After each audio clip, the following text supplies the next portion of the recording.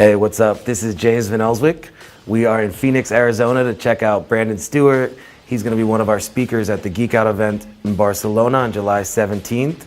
He's a complete badass, but I wanted to come out here to give you guys a chance to see like the day in his life and just verify that he's the badass that we want to have on our stage. Why don't you come with and check this out?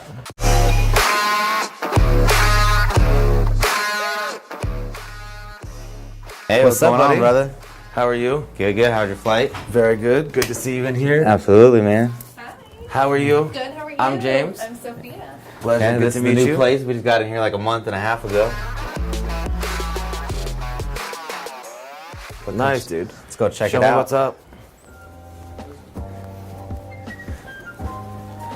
So here's the bullpen slash like conference room. Nice. Kind of trying to figure out like what we want to do with it as we've only been in here for like a month or so. And then right in here is one of my funnel builders, Austin. What up, Austin? And then here's like the sales room. Here's Marco, one of my ads managers I used to work with at Facebook. What up, Marco? And then here's my two CEOs right here, project managers. Say hi, The real money Alyssa and Callie. Oh, they're cute, dude.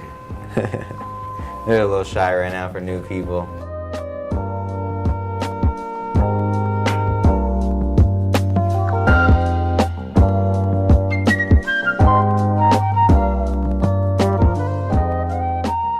All right, yo, let's go sit in your office and talk about campaigns and money Absolutely, and stats and this man. type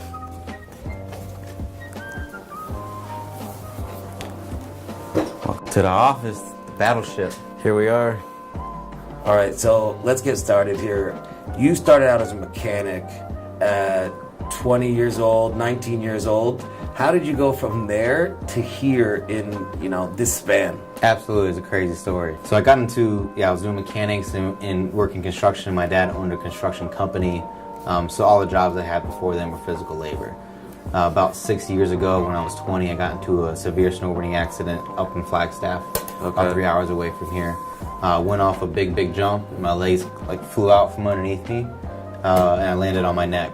Wow. Pretty much grenaded my whole neck. That left me originally a C5-C7 Quadriplegic, which is I couldn't move anything from really the neck down.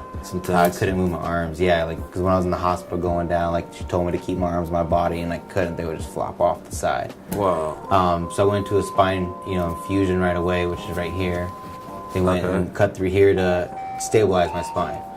When I woke up, I couldn't even sit up on the bed for 30 seconds without throwing up. Wow. I was like a bobble body pretty much. Wow. Had to relearn how to cough, how to laugh again. So they had me on coughing machines because I wouldn't get sick. Wow. Took therapy down here in the valley for about 3 months, and then went to home therapy to where I got back into real life. At that time, I was only getting $535 from Social Security, which can't live nothing off of that, right? So I figured I had to do something to make more income, and I really didn't want to go back to a 9-to-5 job. So I took the little bit of money that I was getting from Social Security and stuck that all into products that I was actually selling through Craigslist locally. I was actually buying stuff off of AliExpress at that time before I even knew what AliExpress was. Shopify, Right. those weren't even around then. So I was making ads on Craigslist, and that's how I first started making ads. Sure. And then I met my wife Sophia. We had a baby. At that time, I was still only making $500 Social Security. But we wanted a house, and really what I was doing on Craigslist wasn't taxable, right? So it wasn't real income. So I had to get a 9-to-5 job. But I wanted to go into sales because I knew it really didn't have a cap as far as making money, right, on commissions. So I wanted to get in sales, and I had the opportunity on Glassdoor. I saw an opening for Facebook. Got it. For the lead generation department called Facebook Go. Got it. So I found the head of HR's name on LinkedIn, and I put her name on the application as my referral. That's so so I could try to get in. So I got the interview, went to the setting for the interview. I was up next, and I go into the room, and it's actually her. I was like, man, how's this my luck? Wow. She's the one interviewing me as well, right? Now I'm probably not gonna get it. The first thing she said, she's like, I noticed you put my name down in your referral. Do we know each other? We spoke. Yeah, we spoke on LinkedIn, a few times. She totally brushed it off, she didn't remember really at all, right? We kicked it off. She loved me, and she gave me the opportunity to become lead generation at Facebook Go. Wow. That's why I started like in the digital marketing industry. Okay, so you go to school for entrepreneurship, you're making money with the bartering things and on Craigslist, but now you need to make something more stable, whatever, you want to get a house, et cetera, et cetera. Out of all the different ways that you could have made money, because you obviously hustle hard, why did you pick advertising online, or, you know, how did you go into this direction? Yeah, so I started like on Craigslist, making like hundreds of ads for the physical products I was selling. Some of it was new, some of it was used. Like I was buying some of it from Amazon, just trying to make what little money that I could, right? Sure. But yeah, like, you know, I met my girlfriend Sophia, right? We had a baby. We wanted to get a house, the whole 9 yards, right? So we needed to have like a taxable income, right? That was more of a cash flow business, right? I really didn't think it was gonna even work. But sure. That's kind of like I got to like building digital marketing apps first, like on Craigslist, right? It wasn't like as a scale that we do now on Facebook, you know, Google AdWords, but, and then I saw, I think it was an opportunity, right, for Facebook, like on Glassdoor. Got it. You know, for really just the lead generation department. I just wanted to get in sales. It wasn't about digital marketing. Sure. I barely used Facebook at that time, but got into lead generation department at Facebook Go, and that's really when I jumped into like digital marketing. So you really came in kind of organically, like you were the guy making the ads yourself at home to generate revenue on Craigslist, and then it just kind of carried I went itself. to lead gen, and then like I kind of saw what the account managers were doing. I'm like, that's a lot more funner, right? Wow. Scaling businesses and growing. So I went from the lead generation department to an onboarding expert, which was like just to get them on board, get their ad live, and then you'd go to account manager that would work with you for that first month. Got it. To hope they get success on Facebook to continue to advertise on Facebook. So how many total years did you work at Facebook? Ending in 4 years, right? Wow, held 4 about, years. Yeah, held about 5 to 6 different positions there. So we had lead generation, we had the onboarding specialist, we had account managers, and then we had marketing expert, was the program that I ended in. Okay. Which is more of an account managerial style program, managing clients quarter over quarter, Nice. just helping them grow. And then I was pretty much tapped out there. I was wanting something more. So either I was going to leave or they were going to give me a different position. So this is something I want to ask you about. Like, I always wonder when people have jobs at Facebook and stuff, and they see people just crushing, if they're going to flip the switch, you know, and move out. Facebook's like an amazing job. What pushed you, or when did you decide, like, okay, now I'm going to go do this on my own? Yeah. So like I was going on entrepreneurship, like the entrepreneur degree, which had a marketing involved in it as well. ASU WP Carey School of Business here. Okay. So I was going there at the same time while at Facebook, right? So like I was going to school for entrepreneurship, digital marketing, but like I realized that I was learning from people like 10, 15 years ago in the industry. Sure. Right? Like while I was at Facebook, things were changing by the months. Sure, it's so dynamic. Yeah, so like I knew like I was gonna graduate and be 10 years behind the industry. Got it. At the same time, like in a marketing class, I was arguing with a teacher. Like he was saying that TV or Facebook would never be able to take over TV. And I was like, man, Wow. you're crazy, because like I literally have clients that are like, we do like little tests, right? And it's all data tracked, right? So we can show the results and the scalability of it. And they literally come to me the next day, like we were spending $500K on TV last month.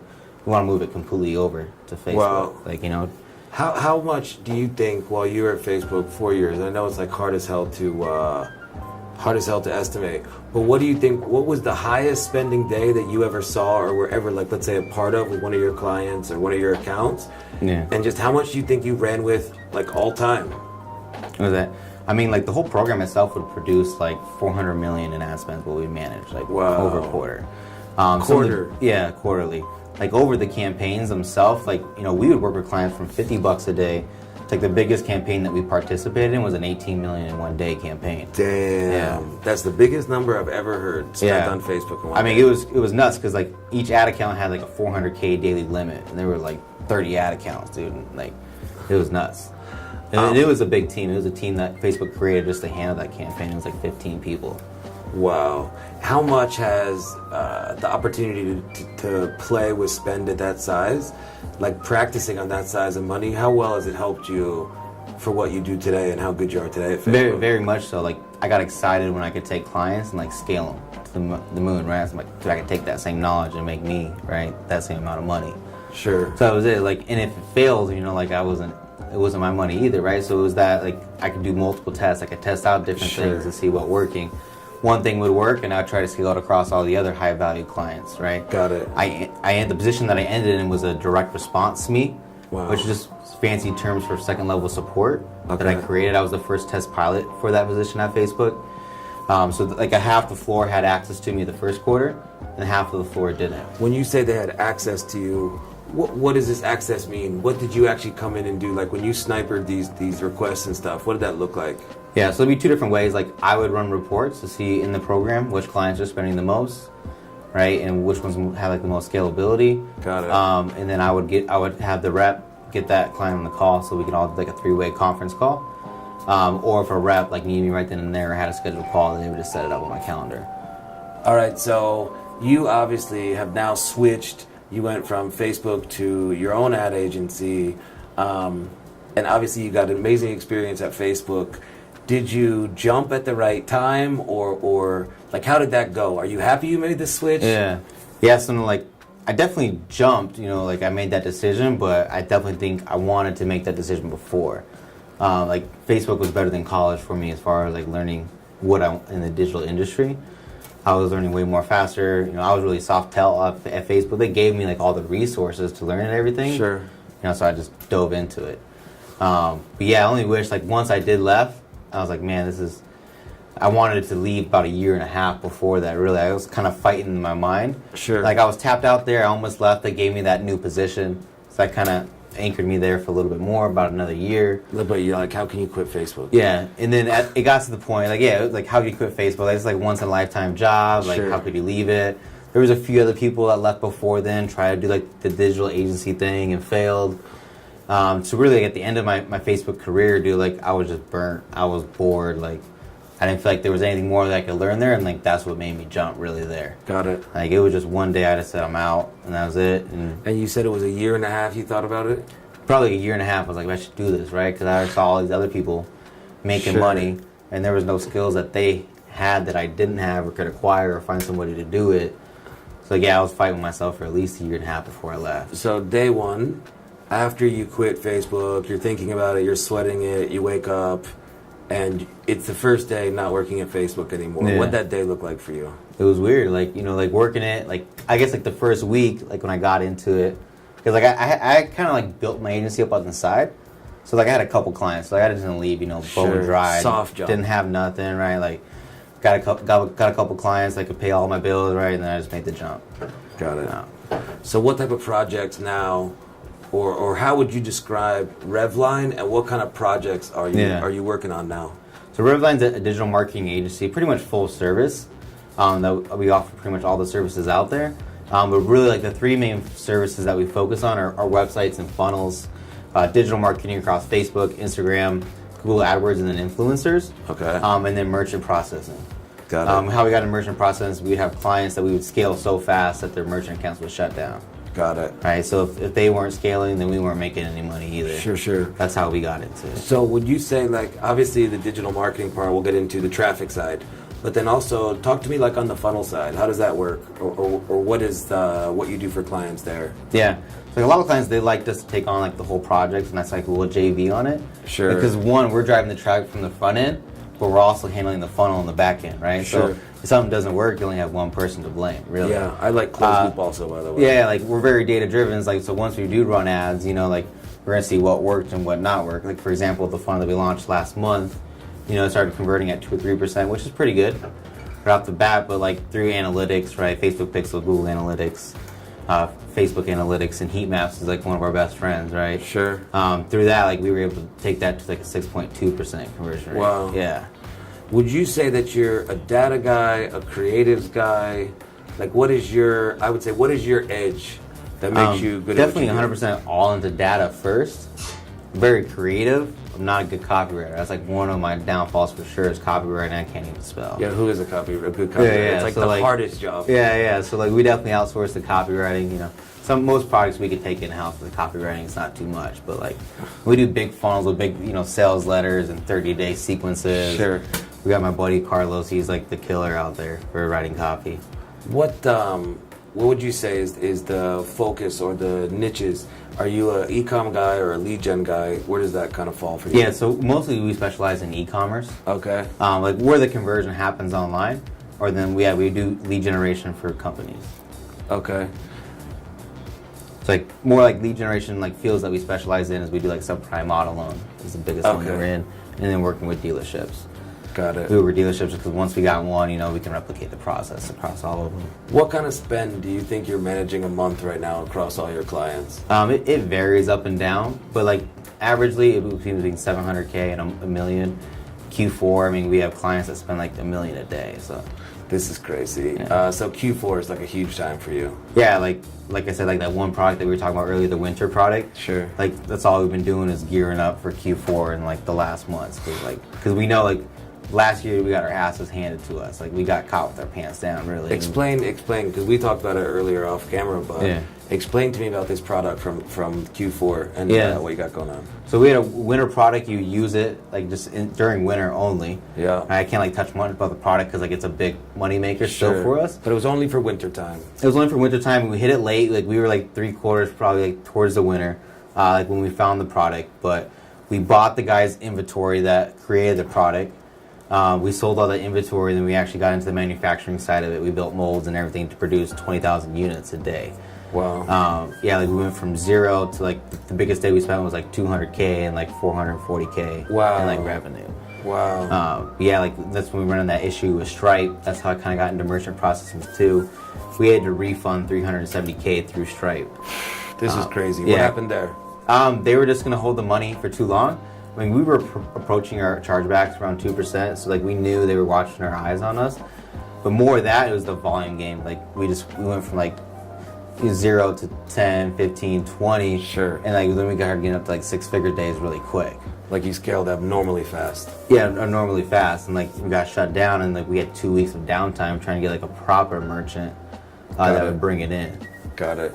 And when you're launching, right now, you're talking about, when it comes to e-commerce, you're talking about brand stuff, not general store. Yeah, not like a general, like we don't work with like, you know, someone that built a general store wants to do drop shipping products on there, like throws winners on there and tries to test it out. Got it. And we were a Shopify store, but they're more branded products. You know, like they've already had the customer built out, like, and they have a base for us to go off of. Okay, so let's get into some of the more detailed questions here.